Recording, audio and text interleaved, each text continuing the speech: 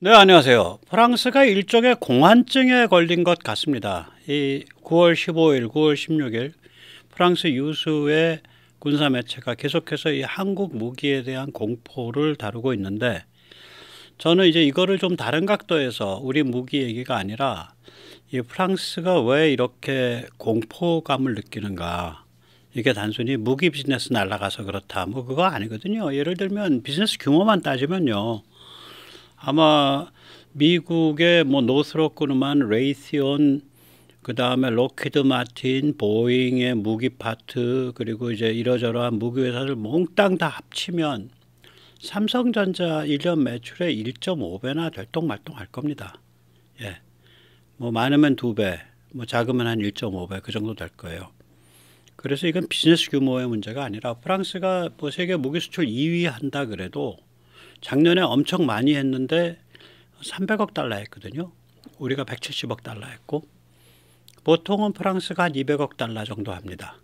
그러니까 우리 작년에 한 정도 하면은 그게 세계 2위예요, 보통. 예. 그러니까 자유진영에서. 예. 그래서 이건 비즈니스 규모의 문제가 아니라 좀 다른 성격의 문제가 있다. 오늘 그걸 좀 군사지정학적으로, 역사적으로 살펴보도록 하겠습니다.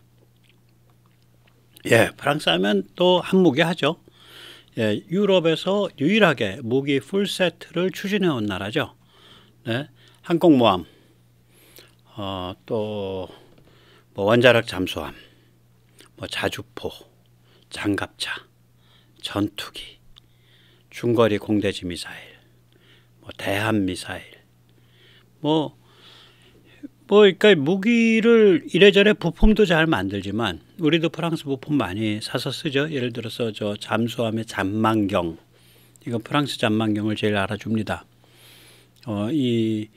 보통 다른 나라들이 단품이나 혹은 이제 부품을 만드는 데 비해서 프랑스는 풀 세트를 사실을 만들고 있는, 유럽에서 유일하게 그런 일을 하고 있는 나라라고 봐야죠. 그러니까 군비 투자나 이런 거에 대한 그게 강한 거예요. 이스라엘만 해도 풀 세트는 아니거든요. 사실은 단품이 강하죠. 이스라엘도 부품도 강하고, 우리는 풀 세트, 플랫폼 풀 세트를 만드는 그런 특징이 있는데, 이 자유진영에서 그런 특징을 보이고 있는 나라, 미국 외에 프랑스와 우리가 거의 유일하다고 저는 생각을 합니다. 그런데 그 프랑스에서 지금 계속 매일 공황증에 걸려서 이 K무기에 대한 공포를 막 비명을 지르고 있는, 네, 그런 상황이죠. 네, 이제 이렇게 해서 보면, 네, 한번 이제 그 다음에 한번 우리가 좀 생각을 해볼 필요가 있죠. 네. 대륙간 탄도미사일도 만들죠, 여기는. 예, 잠수함 발사를 목표로 하는데 기존의 거를 M51로 지금 개량 중이죠. 예, 무려 목표가 11,000km입니다. 사거리가. 지금도 계속 개량 중이고, 저 잠수함 발사 실험하는, 예, 그 지상 풀장 같은 데서. 참고로 영국도 잠수함 발사 대륙간 탄도미사일을 운영을 하죠. 예, 근데 영국은 미제 트라이던트를 쓰거든요. 1958년에 미영 핵무기 기술에 관한 조약, 상호 방위를 위한 핵무기 기술, 원자력 기술 공유에 관한 조약, 뭐 그런 게 있어요. 예, 그래서 그것에 의해서 영국은 미제 트라이던트를 쓰는데, 프랑스는 저렇게 자기 걸 만들어서 씁니다. 그러니까 정말 풀 세트죠. 완전히 풀 세트입니다. 네. 네. 예, 이제 좀 이야기가 좀 달라지죠. 여기서 잠시 세뇌 탈출 자유구독료 부탁 말씀 올리고, 이제 그 역사적인 사정 또 지정학적인 사정을 좀 살펴보도록 하겠습니다. 아시다시피 세뇌 탈출은 광고가 잘 붙지 않습니다. 붙더라도 늦게 붙는 경향이 있죠. 도와주시면 보다 깊은 내용을 보다 차분하게, 또 중국에 대해서 매서운 비판적인 관점을 가지고, 예, 다루는데 커다란 힘이 되겠습니다. 감사합니다. 이제 프랑스의 이런 무기 풀세트 체제를 보면, 이게 뭐 말하자면 한국과 비슷한 자주국박이긴 한데, 한국이야 뭐 워낙에 위험한 데서 살고 있어서 우리는 그 길 갔다고 치고, 프랑스는 왜 이 길을 갔나?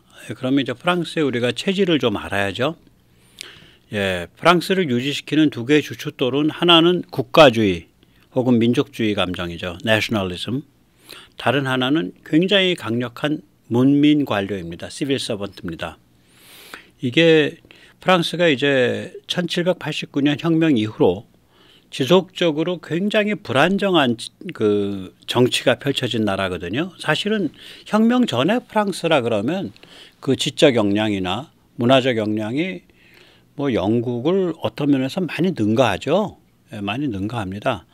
영국은 훨씬 더 철학적으로 깊죠. 프랑스보다 차분하고, 네, 영국의 경험주의 철학, 또 영국의 그 경제학, 뭐 이런 데서 그 보통 깊은 게 아닌데, 프랑스는 그렇게 안정된 심오함은 없지만 아주 재기발랄하면서 또 그 나름대로 굉장히 그 역량이 넘쳤었단 말이죠.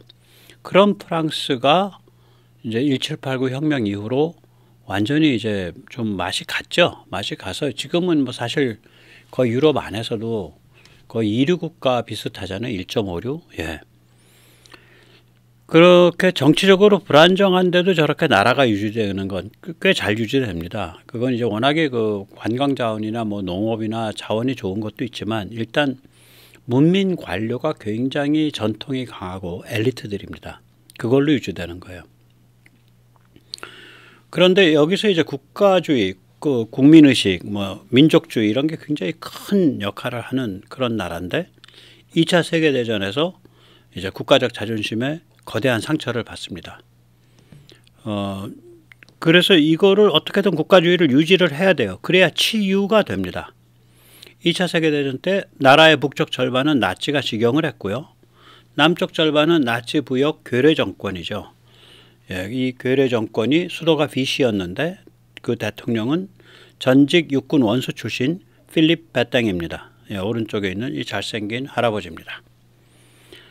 우리가 흔히 아는 뭐 프랑스는 뭐 연합군 편이었다. 예, 말이 좋아서 연합군이지. 그 프랑스는 자유 프랑스라고 부르는 망명 정보고 드골이 이끌었죠.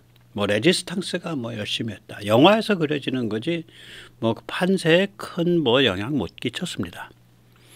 또 프랑스는 유대인을 자발적으로 가장 열심히 색출해서 가장 열심히 나치한테 넘겨준 그런 자랑스러운 나라가 되겠습니다.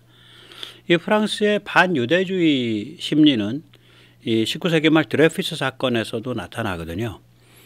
네가 유대인인데 감히 대프랑스의 육군에 입대를 해서 포병 장교를 해? 이건 버르장머리를 가르쳐야겠는데? 그렇게 해서 이제 러시아 간첩이었죠. 예, 누명이 그렇게 씌웠는데 나중에 그게 아니라는 게 다 밝혀졌는데도 재판부가 사법부가 이걸 무죄를 못해요. 왜 그러냐? 국민들한테 테러 당할까 봐. 네, 그렇습니다. 그때 누구였나? 그 작가, 예, 앙드레 말로였나 누구였나? 예, 그 사람이 그 사람은 이제 사실 암살이죠. 그때는 다 이제 그 조개탄 떼고 살 때인데 집에 누군가가 예, 그 집에 굴뚝구멍을 막아서 일산화탄소 중독으로 숨졌습니다. 예, 이 드레피스 편들었다가. 그래서 결국 시간이 한참 흐른 다음에야 무죄를 한 게 아니라 형집행 정지를 해줬어요. 한 10여 년 지나서. 예. 그 정도로 이 반유대주의 이런 게 깔려 있다는 얘기죠. 그 정도로 아주 공격적인 국가주의가 깔려 있는 그런 나라죠. 지금도 뭐 천하에 쌍스럽고 사나운 국가 1번 꼽으면 지금 프랑스 국가죠. 뭐 원수의 목을 잘라서 뭐 길바닥에 피가 낭자히 흐르고 우리 국가 그거 듣다가 우리 국가 보면 너무 성스러워. 동해물과 백두산이 마르고 닳도록 예, 하나님이 보호하사 뭐 우리는 굉장히 경건한데 영적이고 쟤들은 뭐 굉장히 피비린내나요 국가가. 예. 그러다가 이제 2차 대전 후에 예, 프랑스가 이제 알제리가 식민지였는데 이따 식민지 얘기를 좀 합니다. 그 식민지 중에서 이제 프랑스가 아주 개판을 친 나라가 사람 많이 죽게 만들고 그게 알제리하고 예, 베트남이죠. 인도차이나. 이 알제리 사태로 그 제사공화국이 붕괴합니다. 그 1958년에. 근데 그 붕괴 과정을 보면 사실상 쿠데타예요. 그러니까 그 알제리에 있던 군대가 제사공화국 정부를 향해서 너희 정부 해체하고 임시정부 구성하지 않으면 우리 쿠데타 할 거야. 그래가지고 정예 군대가 코르시카까지 옵니다. 코르시카의 정예 군대가 딱 그 섬에 위치한 상태에서 너희 정부 해체, 임시정부 꾸려. 그렇게 해서 그게 정계를 은퇴했던 드골이 복귀를 해서 사태를 수습을 하고 제후공화국이 출범한 거예요. 저게 저런 나라예요, 프랑스가. 아주 살벌한 데가 있습니다. 아마 그 사형 집행을 목을 잘라서 했죠. 기요틴으로. 몇 년까지 했나? 최근까지 그래요. 거기가. 목 잘라서 사형 집행했어요. 굉장히 살벌해요. 예. 그래서 오늘 우리의 이 프랑스가 얼마나 그 나치에 협력을 했나. 예. 그 남쪽 절반 BC 정부의 그 국가를 한번 들어보시겠습니다. 잠시 감상 절감하시겠습니다. 예. 대충 보면 뭐 프랑스의 구원자인 그대여. 예, 우리 빼땡 원수요, 우린 여기 있습니다. 뭐 이런.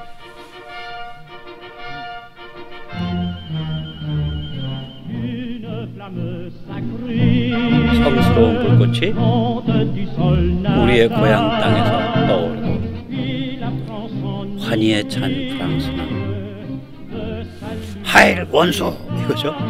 그대 원수에게 경례한다.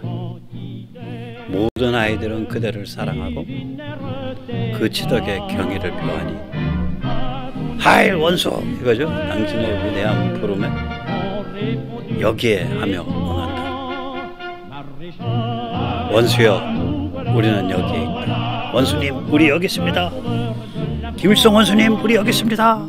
프랑스의 구원자이시며 북조선의 구원자이신 그대여. 뭐 거의 그런 풍이에요 이게. 저 하일 히틀러랑 똑같잖아. 저게 프랑스였어요. 남쪽 절반. 그래서 우리가 그 프랑스에 대한 환상을 좀 깨야 돼요. 저 정신머리 없는 나라예요. 저 나라. 1789년부터 정신머리가 없는 나라입니다. 저기가. 예. 원죄가 많은 나라죠. 오늘 그 원죄를 쭉 살펴보겠습니다. 프랑스의 원죄를 깨끗이 가루로 만들어 버리고 있는 게 바로 대한민국 K무기 되겠습니다. 오늘 그 같은 얘기입니다. 예, 처칠의 아마 치명적인 오류라고까지 말할 수가 있는데, 그 세계 제2차전이 끝날 때 루스벨트한테 압력을 넣어서 처칠이 프랑스를 유엔 안보리 상임이사국으로 만들어줬습니다. 그러니까 그야말로 처칠이 프랑스에서는 국부나 다름없는 존재죠.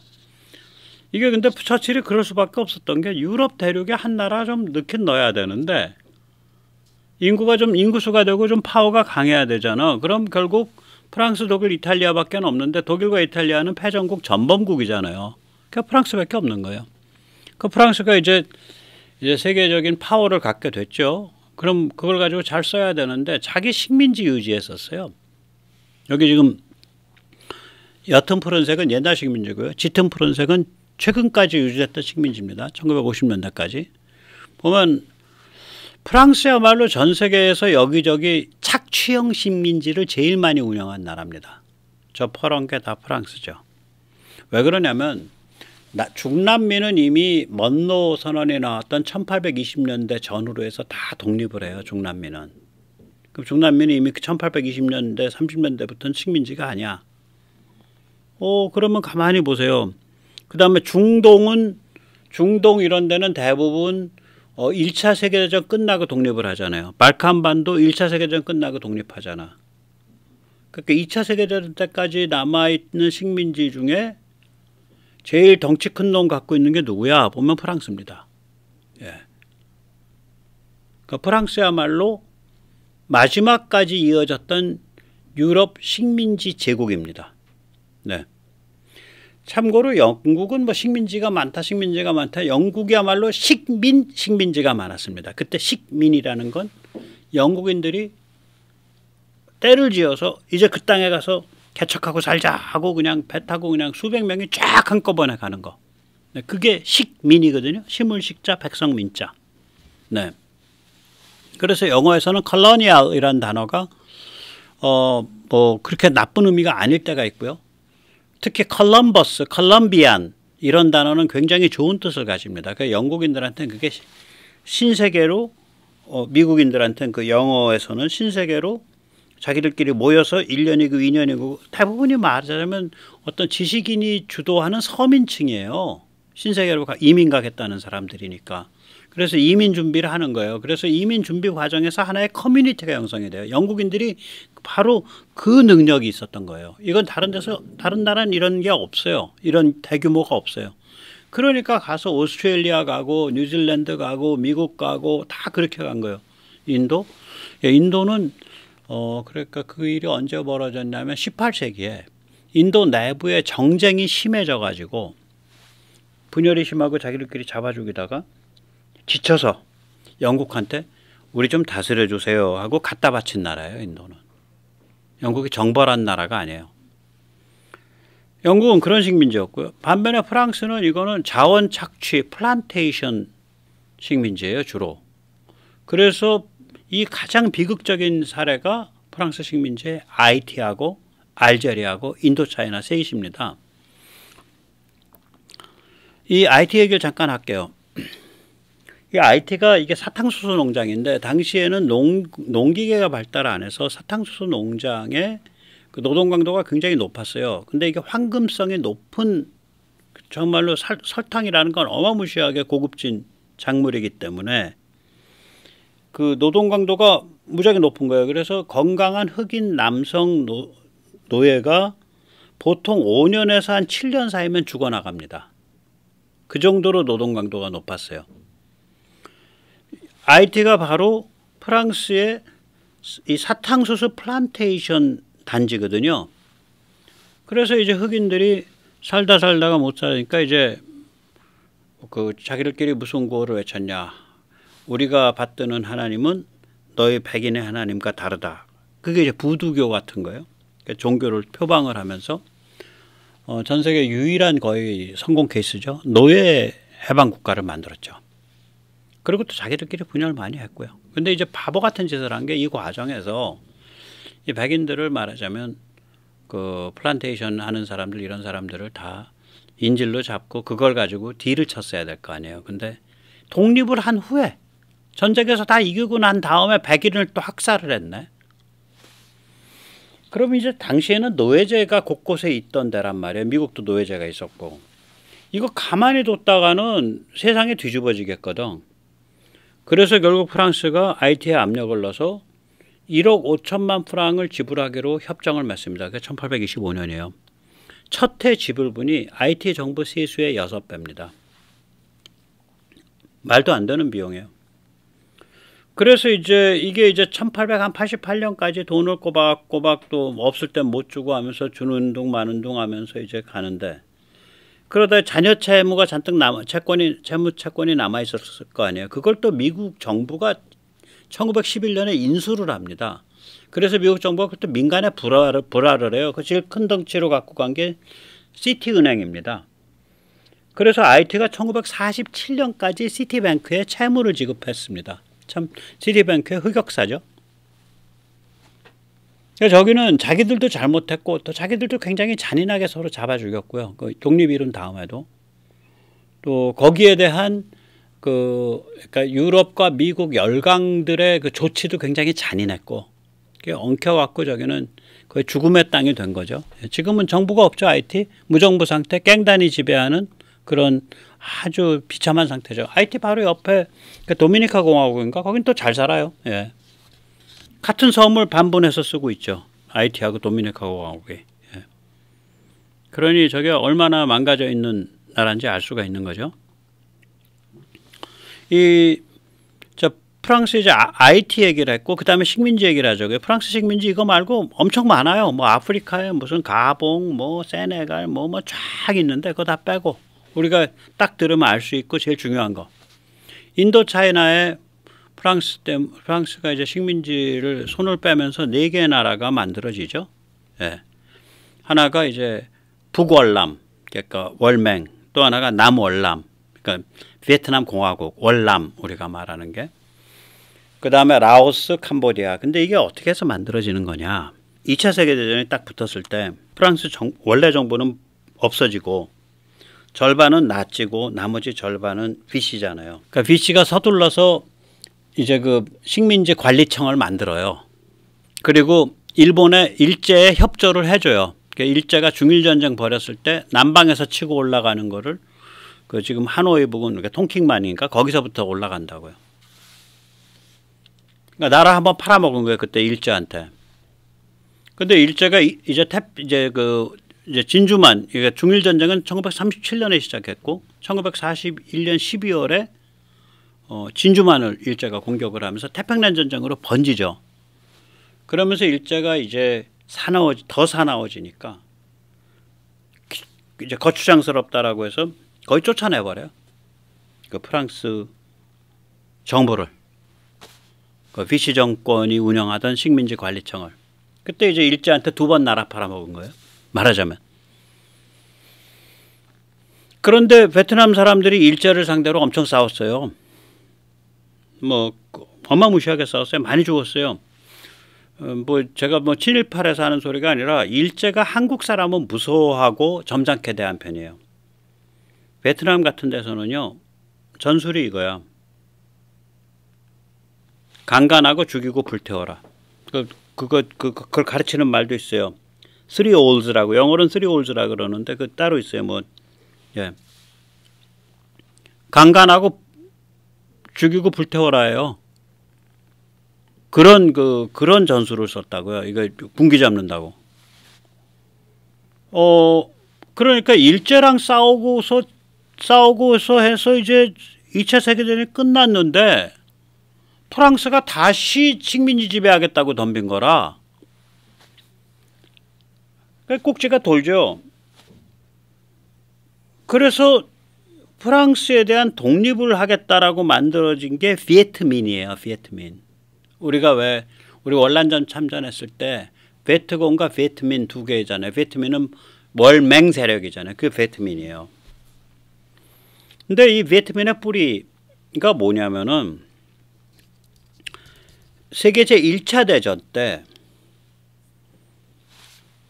전쟁 물자 많이 만들어야 되니까 베트남에서 똘똘한 젊은이들 특히 하노이 뭐 안남 이런 그때 안남이란 지역이 있어요. 그 통킹만 부근 뭐 이런 데서 똘똘한 젊은이들 가난하지만 똘똘한 젊은이들을 왕창 뽑아서 10만 명을 프랑스로 데려간 거예요.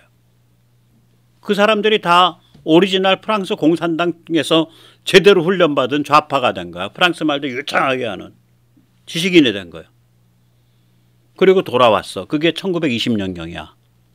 그때 나이가 말하자면 뭐 나이가 이제 25, 26, 28 1920년에 그러니까 그 사람들이 쫙 그 급진적인 민족운동 뿌리를 박았을 거 아니에요. 1945년에 그 사람들이 45 제일 윗대가리가 쉬운 무시무시한 사람들이라고 전 세계에서요 제일 잘 훈련된 제일 질이 높은 지식인 그러니까 급진 지식인 집단이 형성된 거예요. 자 이런 상태입니다. 지금 프랑스는. 그래서 베트민이랑 이게 싸우면서 이제 밀릴 것 같고 힘이 안 되니까 프랑스가 라오스하고 캄보디아를 독립을 먼저 시켜줘요. 그래서 53년이에요. 그러니까 친프랑스 정권을 세운답시고 했어요. 캄보디아와 라오스를. 둘 다 왕정으로 했죠. 일단 안정시켜야 되니까. 그리고 이제 베트민을 싸우겠다고 집중을 했는데 이 사진이 뭐냐. 1954년 5월에 있었던 그 유명한 디엔비엔푸 전투입니다. 이때 월남 사람들, 베트민들 무지하게 죽었는데 결국 이겼어요. 목숨으로 피를 많이 흘리면서. 그래서 10,000명 넘게 저 프랑스 군인을 포로로 잡은 거예요. 지금 포로로 잡아서 포로 저 행진시키고 있는 거예요. 이동시키고 있는 거예요. 지금 저게. 이게 디엔비엔푸 전투예요. 그리고 저걸 그 전에 물론 독립은 선포는 했죠. 베트민 세력이. 그러나 저 다음부터 말하자면 월남과 월맹의 경계가 만들어져서 그게 국가 대접을 받게 돼요. 1954년부터. 그래서 제가 월맹을 1954년을 잡는 거예요. 물론 독립선언을 치면 1945년 잡아야 됩니다. 1945년 9월. 그걸 이끈 사람이 호시민이고 저 전쟁을 저렇게 천재적으로 잘 싸운 사람이 그 전설적인 그 장군 구엔지압입니다. 아마 호치민 구엔지압 다 프랑스 유학파 출신이죠. 유학파가 아니라 프랑스 노동자 출신. 네, 프랑스의 외노자로 가서 거기서 서양 문명을 배우고 온 사람들. 네, 그런 사람들이죠.